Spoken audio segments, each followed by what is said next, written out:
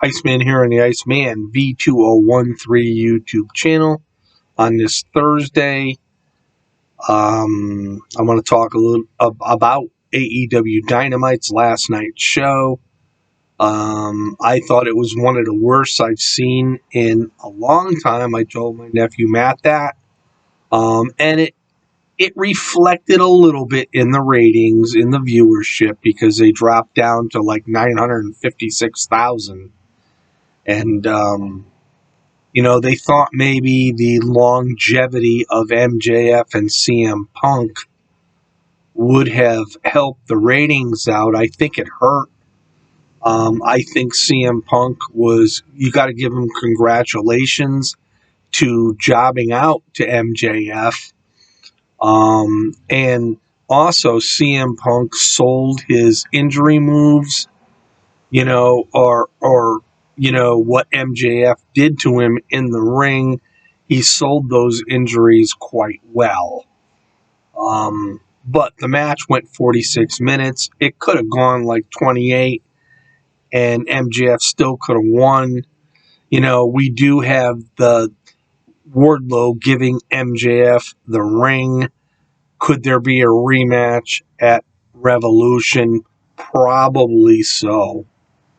But moving on. Hangman Adam Page comes out, and he's frustrated because he's not wrestling on Dynamite. And he said he's had the championship belt for 83 days, and he's only had 2 matches. I don't blame him. I don't know what Tony Khan is thinking here. You need to, let him defend his title against anybody, because that's what they did with everybody else that were champions. So I don't blame him there. And then, of course, Adam Cole is stating he's going to wrestle Evil Uno on Rampage Friday night, and he's going to tell everybody what his plans are next. And he'll probably challenge Adam Page at Revolution, and I think this is not the right thing to do unless AEW does decide to have Hangman defeat Adam Cole and give him his official first loss. There's a lot of things that could happen at this pay-per-view. Could Kenny Omega come back? Could the Young Bucks turn on Cole, Bobby Fish, and O'Reilly? There's a lot of stuff that could go on, but it remains to be seen. And then we had this, segment with Brandy coming out, and I didn't understand it. But, when it was all said and done, I guess we did, because Dan Lambert came out and he was ragging on Brandy, said she had fake boobs and all this shit. And then, of course, she uses the tit word, and then she goes like this to show her boobs wiggling. And it was just a stupid segment in my eyes. And then one of the women that Lambert trained comes out and wants after Brandy. That's probably a match coming up at Revolution. But, and then, I don't know. It just was a show that didn't impress me. And, AEW just signed former WWE Brian Kendricks, and then they release him, pull him from Dynamite, and it was reasons for some of the stuff he said years and years ago. Well, Tony Khan, get your act together. Look into the background of some of these superstars, and, then make your decision. But that isn't the reason why WWE released him, because obviously he was still there until his release. So, I don't really know what's going on in AEW. I think their problem is they make too many signings, And they really need to slow that down or release some people, because when I first started watching, AEW in 2019, let me tell you, this roster, as far as TV goes now, it's totally different. I like seeing SCU come out with Scorpio Sky, Christopher Daniels, and Frankie Kazarian. Private Party was great. And, everything has changed. And now we got next week, Chris Jericho calls a mandatory inner circle meeting, whereas something's going to happen there. Maybe Santana Ortiz attack them. I don't know.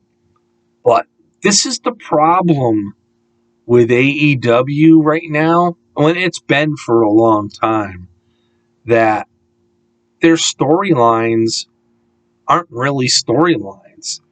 They just happen as they come. And that's one thing about the WWE I really do like, because they build up their matches. They build up why the two stars are wrestling each other. In AEW, they just boom. It's just like that, you know. So I don't know, but all I got to say is, I think what they did with CM Punk as far as jobbing out to MJF. Finally, Punk gets his first AEW loss, is fine. I think it needed to be done. And one last thing, Moxley faces Wheeler Yuta. He beats him. Bryan Danielson comes out and tells him he's the greatest AEW champion ever, trying to kiss his ass. And what he's trying to do is have Moxley join him and maybe get the tag titles. Maybe one of them go after, Hangman Adam Page for the AEW title. You don't know. In my opinion, I don't think Moxley should join Danielson. Right now, AEW don't have too many faces, superstar faces. And they need to keep what they got. And we'll wait and see what happens at Revolution. And I'm hoping Kenny Omega comes back as a face, because I think this would be huge. And if Omega doesn't come back on Revolution, I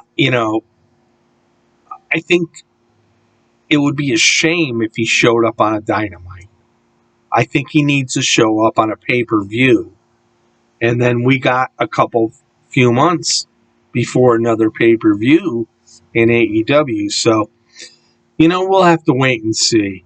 But again, the longevity of the Punk MJF match was ridiculous, and people got bored. They probably changed the channel, and this is part of one of the reasons why the ratings dropped for last night's AEW Dynamite. This is the Iceman on the Iceman V2013 YouTube channel. Have yourself a great night. We'll see you next time.